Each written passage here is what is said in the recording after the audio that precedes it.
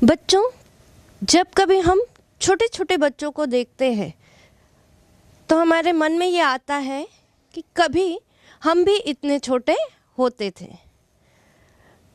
जब आप बीज को किसी मिट्टी में लगा रहे होते हैं, कुछ दिन पानी देने के बाद वो धीरे धीरे क्या होते जाते हैं, बड़े होते जाते हैं, बीज से एक पौधा बनता है।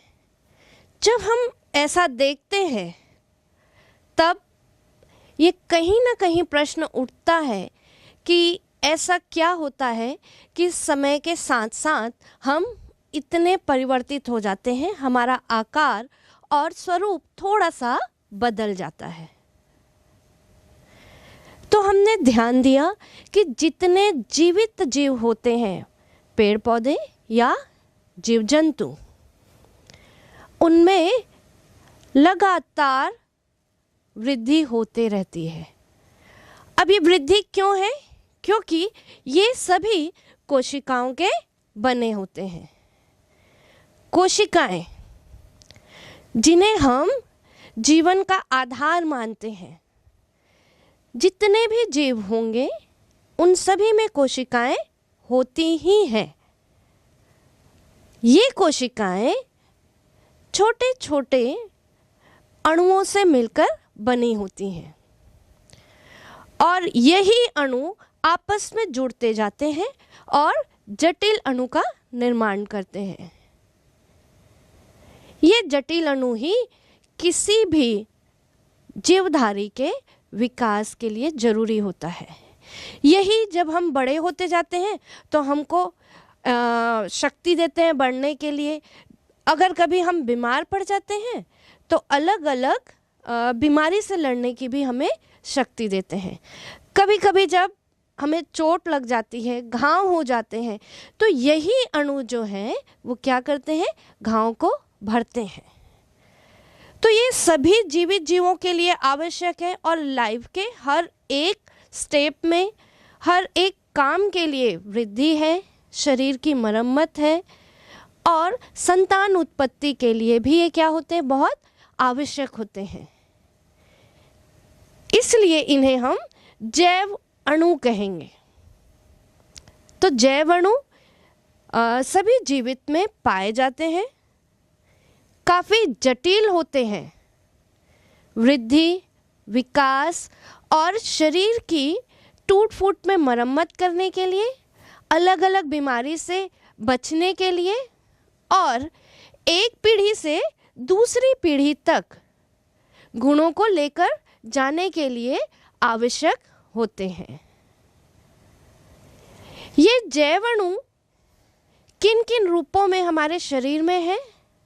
तो इन्हें कार्बोहाइड्रेट, प्रोटीन, विटामिन्स, जो जैव अणु कोशिका के केंद्र में पाए जाते हैं उसे हम न्यूक्लिक अम्ल कहते हैं। और न्यूक्लिक अम्ल में ही डीएनए है, जिनकी बात हम कर रहे थे। यही क्या करते हैं, एक पीढ़ी से दूसरी पीढ़ी तक गुणों को लेकर जाते हैं। तो चलिए बच्चों, इनके बारे में और ज़्यादा जानकारी लें, इनकी आणविक संरचना के बारे में जानें कि किस प्रकार इनमें बंध बनता है, किस प्रकार की इनकी संरचना होती है। इन सभी चीज़ों को हम जानते हैं और अपने ज्ञान को थोड़ा और बढ़ाते हैं। आज हम जैव अणुओं के बारे में अपनी समझ को और बढ़ाएंगे। आणविक द्रव्यमान के आधार पर जैव अणुओं को हम दो भागों में बांटते हैं। माइक्रोमोलिक्यूल, मतलब इनका आणविक द्रव्यमान 1000 से कम होता है। इनमें आते हैं प्रोटीन, शुगर, और दूसरे हैं माइक्रोमोलिक्यूल, जिनका आणविक द्रव्यमान 1000 से ज़्यादा होता है। इसमें आते हैं आपके न्यूक्लिक एसिड और पॉलीसैकेराइड्स। तो ये कार्बोहाइड्रेट जो होते हैं हमारे जीवन के लिए बहुत आवश्यक होते हैं। खास बात, कार्बोहाइड्रेट आए कहाँ से? जैसे बच्चों आप जानते हैं प्रकाश संश्लेषण होता है। प्रकाश संश्लेषण के द्वारा पौधे इनका निर्माण करते हैं। कार्बोहाइड्रेट मुख्य रूप से कार्बन, हाइड्रोजन और ऑक्सीजन से बने हुए होते हैं। शुरू में इनका नामकरण ग्रीक शब्द से किया गया था। अब आगे आते आते इनके नामकरण में बहुत परिवर्तन आए। और ख़ास बात, ये जो कार्बोहाइड्रेट हैं ये सभी जैव अणुओं में अधिक मात्रा में पाए जाते हैं और इन जैव अणुओं को हम फिर से विभाजित करते हैं। रासायनिक दृष्टि से ये ऑप्टिकली एक्टिव पॉलीहाइड्रोक्साइड एल्डिहाइड और कीटोन होते हैं। कार्बोहाइड्रेट को कार्बन के हाइड्रेट भी कहते हैं। इनका सामान्य सूत्र होता है CxH2OY। आइए ग्लूकोज में समझे इसे। ग्लूकोज का सूत्र है C6H12O6। इस सूत्र के अनुरूप ग्लूकोज कार्बन के हाइड्रेट हैं, परंतु खास बात, सभी यौगिक जो इस सूत्र के अनुरूप आ रहे हैं वह कार्बोहाइड्रेट नहीं होते। आप समझिए, हम ले acetic acid CH3COOH। Acetic acid इस सूत्र के अनुरूप है, परंतु कार्बोहाइड्रेट नहीं है। और खास बात, रेमिनोज जिसका सूत्र होता है C6H12O5, इस सूत्र के अनुरूप नहीं है, फिर भी ये कार्बोहाइड्रेट है। इसका मतलब रेमिनोज इनका सूत्र होता है C6H12O5। रेमिनोज इस सूत्र के अनुरूप नहीं है, फिर भी ये कार्बोहाइड्रेट है। अर्थात यह फॉर्मूला अब अप्लाई नहीं होता। तो ये फॉर्मूला जब अप्लाई नहीं हुआ तो हम अब कैसे समझ पाएं कि कार्बोहाइड्रेट क्या है। तो बच्चों, हमने समझा कि यह जो सूत्र था ये फेल हो गया।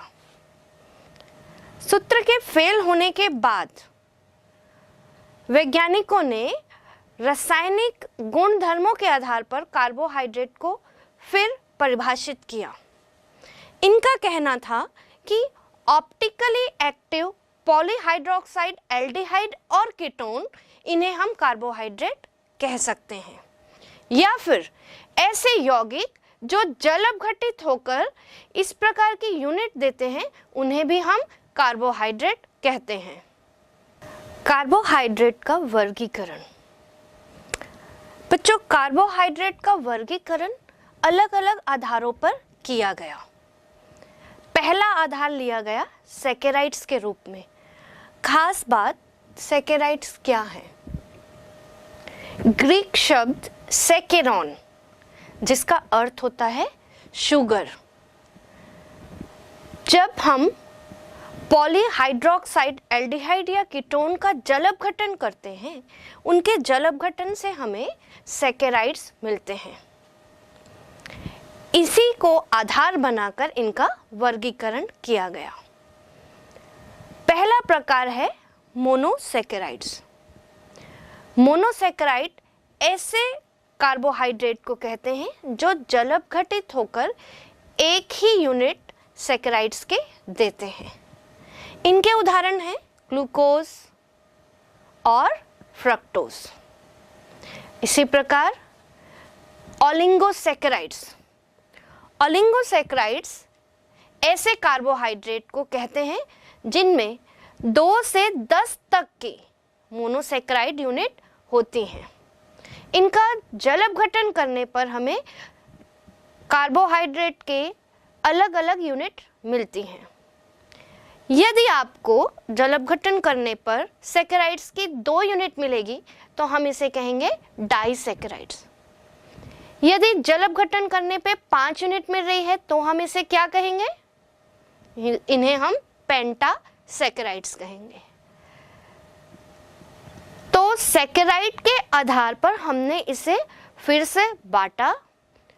ओलिगोसैकेराइड्स में 2 से 10 तक की सैकेराइड यूनिट होती हैं। इनके उदाहरण सुक्रोज और माल्टोज हैं।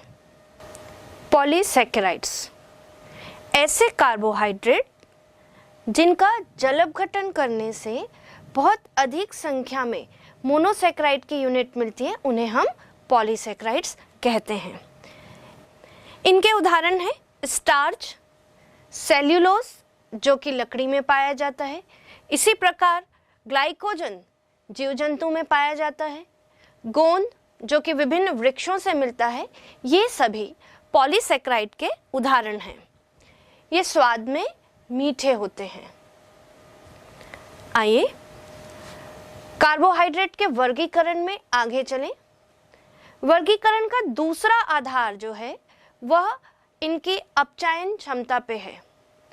मंद ऑक्सीकारक जैसे टॉलेंट रिएजेंट है, फेलिंग रिएजेंट है, इनका अपचयन किस प्रकार ये कार्बोहाइड्रेट करते हैं उसके आधार पर इन्हें फिर से बांटा गया है।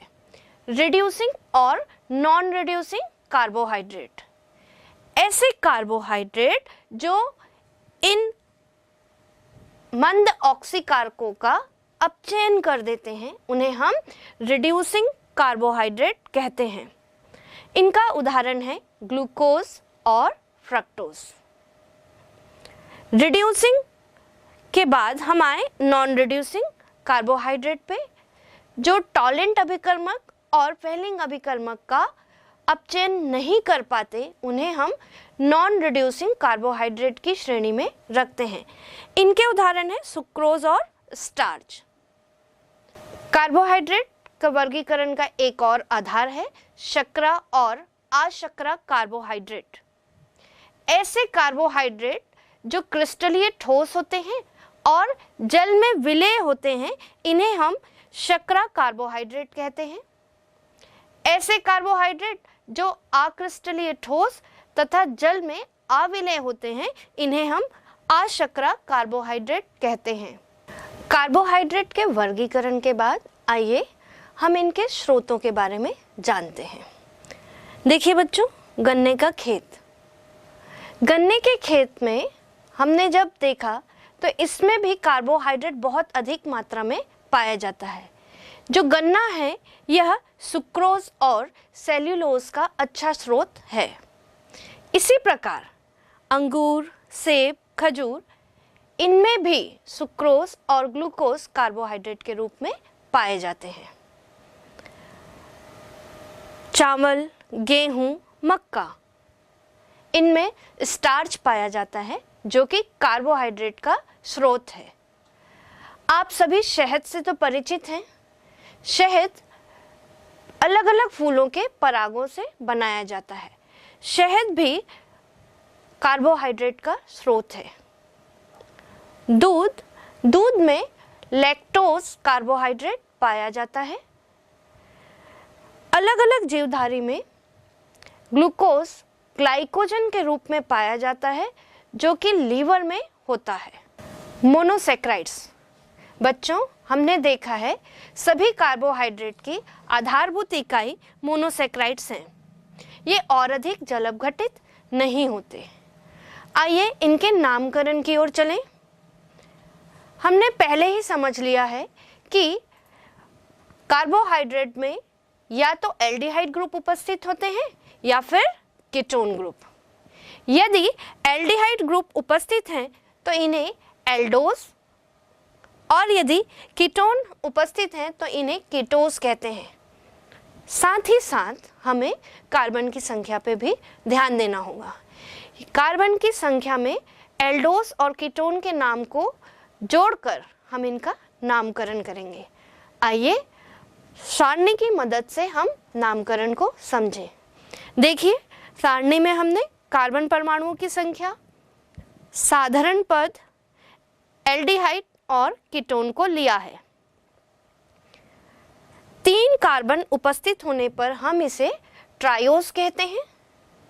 यदि एल्डिहाइड उपस्थित है तो ये एल्डो ट्रायोज, और यदि कीटोन है तो एल्डो, यदि कीटोन है तो कीटो ट्रायोज होगा। इसी प्रकार यदि 4 कार्बन उपस्थित है तो ये टेट्रोज है।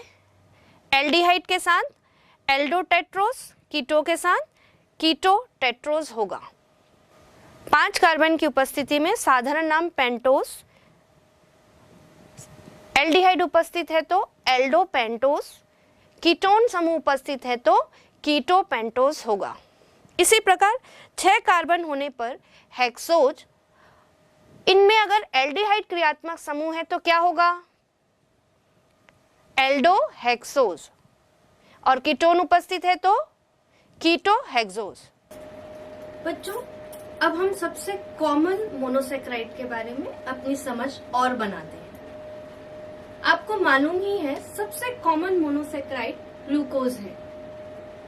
देखिए, हम जितना भी भोजन दिन भर में ग्रहण करते हैं वो सामान्यतः पचने के बाद ग्लूकोज में बदल जाता है। शरीर अपनी आवश्यकता के अनुसार उस ग्लूकोज का उपयोग कर लेता है और बचा हुआ ग्लूकोज ग्लाइकोजन के रूप में हमारे शरीर में एकत्रित हो जाता है। तो ये मोनोसेक्राइड का सबसे कॉमन फॉर्म है। इसे डेक्सट्रोज भी कहते हैं।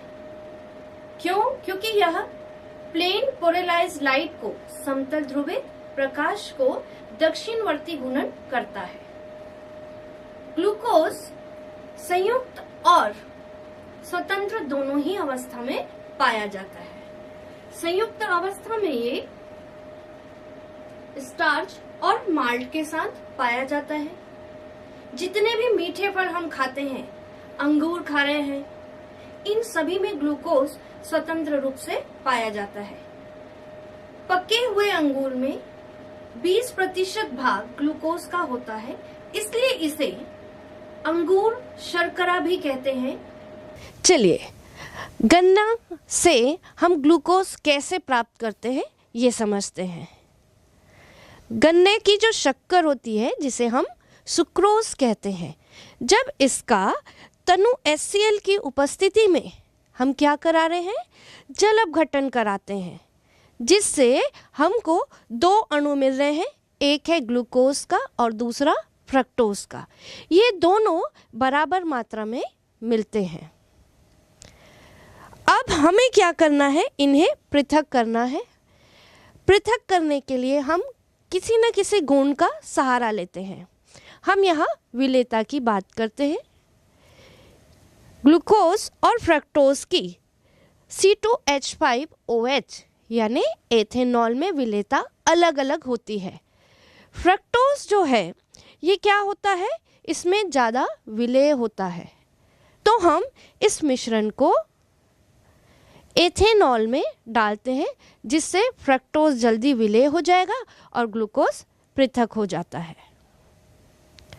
आइए दूसरी विधि समझें। दूसरी विधि को हम व्यापारिक विधि भी कहते हैं। इसके लिए हम स्टार्च का उपयोग करते हैं। स्टार्च का H2SO4 की उपस्थिति में जब जल अपघटन कराते हैं तो हमें ग्लूकोज मिलता है। इस प्रकार हम इन 2 विधियों से ग्लूकोज का निर्माण कर सकते हैं।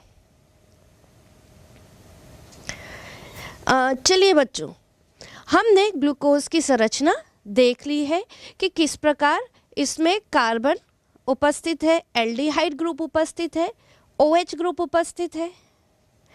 अब इनका आधार क्या था? हमने किस आधार पर इन संरचनाओं को दिया है? तो चलिए समझें संरचनाओं का आधार। तो पहला आधार जो है कि हमें ये बताना है, ये जो 6 कार्बन दिख रहे हैं आपको, इसके लिए हम कैसे बता पाए कि 6 कार्बन एक के बाद एक उपस्थित है। हम लंबे समय तक ग्लूकोज को जब HI हाइड्रोजन आयोडाइड के साथ गर्म करते हैं तो हमें एक गर्म करने पर नॉर्मल हेक्सेन की सीधी श्रृंखला प्राप्त होती है। इससे क्लियर हो गया कि इनमें कार्बन एक सीधी श्रृंखला के रूप में है। अब आइए दूसरी चीज। दूसरा देखिए, पहले कार्बन पर C डबल बॉन्ड O है। हमें ये भी बताना है कि यहाँ C डबल बॉन्ड O यानी कार्बोनिल है। इसके लिए हम 2 अभिक्रियाएं कर सकते हैं। पहली अभिक्रिया देखिए, पहले इसे हाइड्रोक्सिल एमीन के साथ अभिक्रिया कराएंगे, जैसे ही आप हाइड्रोक्सिल एमीन के साथ अभिक्रिया कराते हैं तो C डबल बॉन्ड O में उपस्थित पाई बंध जो है वो क्या होगा, टूट जाता है, जिससे हमें एक नया यौगिक मिलेगा जिसे कहेंगे हम ऑक्सीम। ये ऑक्सीम बता रहा है कि यहाँ पे कार्बोनिल ग्रुप प्रेजेंट है। मैंने बात की थी दो अभिक्रिया की, तो दूसरी अभिक्रिया क्या है, चलिए समझे। दूसरी अभिक्रिया के लिए हम ग्लूकोज को HCN के साथ हाइड्रोजन साइनाइड के साथ गर्म करते हैं। फिर वही अभिक्रिया होगी, कार्बोनिल ग्रुप का जो पाई बंध है वो टूट जाएगा, योगात्मक यौगिक मिलेगा जिसे साइनोहाइड्रिन कहते हैं। चलिए बच्चों, अब हम नेक्स्ट अभिक्रिया में देखते हैं कि इनमें एल्डिहाइड ग्रुप उपस्थित है, उसका आधार क्या है। इसके लिए हम दुर्बल ऑक्सीकारक लेंगे। ब्रोमीन जल, फेलिंग विलियन और टॉलिन अभिकर्मक जो हैं ये क्या होते हैं, दुर्बल ऑक्सीकारक होते हैं। ये ग्लूकोज को ऑक्सीकृत कर देंगे और ग्लूकोज के ऑक्सीकरण से, ये देखिए, ग्लूकोज के ऑक्सीकरण से हमें कार्बोऑक्सिलिक ग्रुप जो है इसका ग्लूकोनिक अम्ल मिलेगा। तो हम यहाँ पे 6 कार्बन वाले ग्लूकोनिक अम्ल प्राप्त कर लेंगे। आगे बढ़ते हैं। अब हमको ये बताना है कि यहाँ OH ग्रुप, 5 OH ग्रुप उपस्थित हैं, जिसकी चर्चा हमने कब की थी, जब हम संरचना को समझ रहे थे। तो 5 OH ग्रुप उपस्थित है, इसके लिए हम क्या करेंगे, इसका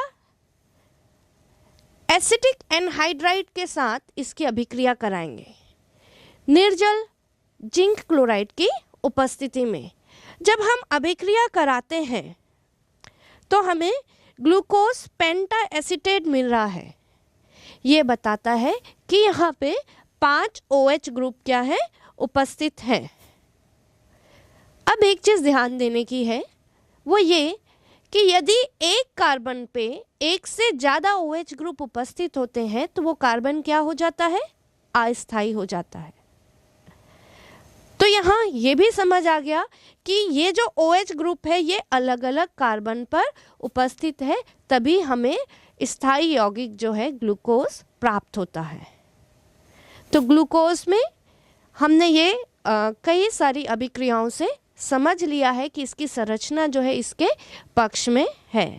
हमने ग्लूकोज की संरचना में ये भी जाना था कि ग्लूकोज में जो 5 OH ग्रुप है, हाइड्रोक्सिल ग्रुप है, इसमें से एक जो है वो कैसा था, प्राथमिक अल्कोहल था, बाकी 4 जो हैं वो द्वितीयक अल्कोहल है। अब इसके लिए हम क्या करेंगे, या तो आप ग्लूकोज ले लीजिए या फिर ग्लूकोनिक अम्ल, दोनों ही जब नाइट्रिक अम्ल से HNO3 से अभिक्रिया करते हैं तो सैक्रिक अम्ल बनाते हैं। सैक्रिक अम्ल बनने से ये पता चल जाता है कि इसमें एक प्राथमिक हाइड्रोक्सिल ग्रुप है। आइए आगे देखें। आगे के गुणों को समझने के लिए हमने देखा कि ये जितनी भी अभिक्रियाएं हमने समझी थी, ये सारी अभिक्रियाएं ये बताती हैं कि इनमें खुली श्रृंखला है। फिर भी बहुत सारी ऐसी अभिक्रियाएं हैं जो इस बात को बिल्कुल नकार देती हैं कि ग्लूकोज की जो श्रृंखला है वो कैसी है, खुली श्रृंखला है। तो ऐसी कौन सी अभिक्रियाएं हैं? हम सभी को पता है कि एल्डिहाइड शिप अभिकर्मक से जब क्रिया करता है तो कौन सा रंग देगा, गुलाबी रंग। हमने समझा था कि ग्लूकोज में एल्डिहाइड है, तो जब आप ग्लूकोज की अभिक्रिया एल्डिहाइड से कराते हैं तो इसे गुलाबी रंग देना चाहिए था, पर ऐसा नहीं होता। इस कारण से ये एक नई चीज आ जाती है कि इनमें एल्डिहाइड ग्रुप उपस्थित, या आप कह सकते हैं मुक्त एल्डिहाइड ग्रुप उपस्थित नहीं है। दूसरा ये सोडियम हाइड्रोजन सल्फाइड के साथ अभिक्रिया नहीं करते, इनके साथ उत्पाद नहीं देते। नेक्स्ट देखें, ये पेंटा एसीटेट हाइड्रोक्सिल एमीन के साथ भी अभिक्रिया नहीं करते, जिससे ये पता चल जाता है कि इनके पास मुक्त एल्डिहाइड ग्रुप, जिसे हम क्या कहते हैं, CHO ग्रुप नहीं है। आइए आगे समझें। ग्लूकोज के दो क्रिस्टलीय रूप होते हैं, अल्फा डी ग्लूकोज और बीटा डी ग्लूकोज। जो अल्फा डी ग्लूकोज है इसका मेल्टिंग पॉइंट 419 केल्विन होता है और बीटा डी ग्लूकोज का मेल्टिंग पॉइंट 423 केल्विन होता है।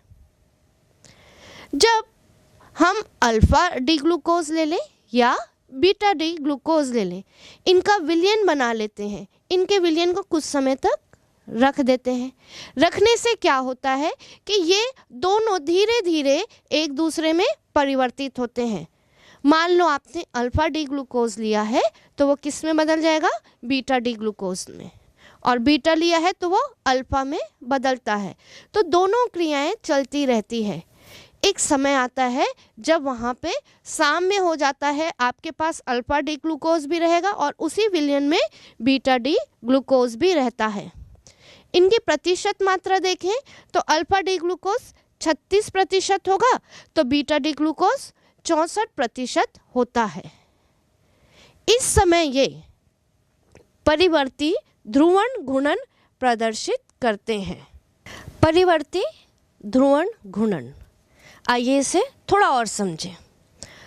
जो हमारा अल्फा डी ग्लूकोज है इसका विशिष्ट घूर्णन होता है धन 111 डिग्री और बीटा डी ग्लूकोज का विशिष्ट घूर्णन होता है धन 19.2 डिग्री। जब हम इनका विलयन बनाएंगे, मान लो आपने अल्फा डी ग्लूकोज का विलयन बना दिया। अब हमने समझा था कि जैसे ही हम विलयन बना देते हैं अल्फा किस में बदलने लगेगा, बीटा में। तो अल्फा का विशिष्ट गुणन देखिए कितना है, 111, बीटा का है 19.2। तो इस स्थिति में क्या होगा, जो अल्फा है इसका विशिष्ट गुणन घटते जाएगा। कहाँ तक आएगा, तो ये आता है 52.2 डिग्री तक। हम इसे लिखेंगे धन 52.2 डिग्री तक। जब यहाँ पे आता है तो इसे हम क्या कहेंगे, साम्य विशिष्ट घूर्णन, क्योंकि यहाँ मिश्रण कैसा है, साम्य है। अगर आपने बीटा डी ग्लूकोज का विलयन बनाया है तो बीटा डी ग्लूकोज का विशिष्ट घूर्णन होता है धन 19.2। इसका जब हम विलयन बनाएंगे तो बीटा परिवर्तित होते जाता है अल्फा में। तो 19 से वो कहाँ आने लगेगा, धन 52.2 में। इस समय इसका मान क्या होता है, बढ़ता रहता है। साम्य की स्थिति में यहाँ पे 52.2 डिग्री मान रहेगा। तो हम ये कह सकते हैं कि आपके पास यदि कोई प्रकाशीय घूर्णन वाला यौगिक है, जैसे हम ग्लूकोज की बात कर रहे थे, ऐसे यौगिकों में एक ऐसी स्थिति आ जाती है साम्य के साथ साथ जिसमें ये एक निश्चित साम्य घूर्णन पर आ जाते हैं, तो इसे ही हम यहाँ कहेंगे परिवर्ती विशिष्ट घूर्णन। आइए ग्लूकोज को और अच्छे से समझने के लिए हम कुछ संकेतन की ओर ध्यान दें। D और L संकेतन। D और L जो है वो विशेष त्रिविम समावयवी को बताते हैं। इसके लिए हम एक स्टैंडर्ड लेते हैं। स्टैंडर्ड के लिए हमारे लिए सबसे अच्छा होगा कि हम ले ग्लिसरल्डिहाइड। इसमें एक असममित कार्बन है। असममित कार्बन ऐसे कार्बन होते हैं जिनमें जो कार्बन की चारों संयोजकताएं हैं इनमें अलग अलग समूह उपस्थित होते हैं। इसकी तुलना हम ग्लिसरल्डिहाइड की तुलना हम ग्लूकोज से करते हैं। ग्लूकोज की संरचना में देखिए कि जो 5वें नंबर का कार्बन है, यानी नीचे से जो कार्बन ले रहे हैं, ये असममित कार्बन है। इस असममित कार्बन में यदि OH ग्रुप जो है ये दाईं तरफ होता है तो इसे हम D कहते हैं, और यही OH ग्रुप यदि बाईं तरफ होता है तो इसे हम L कहते हैं।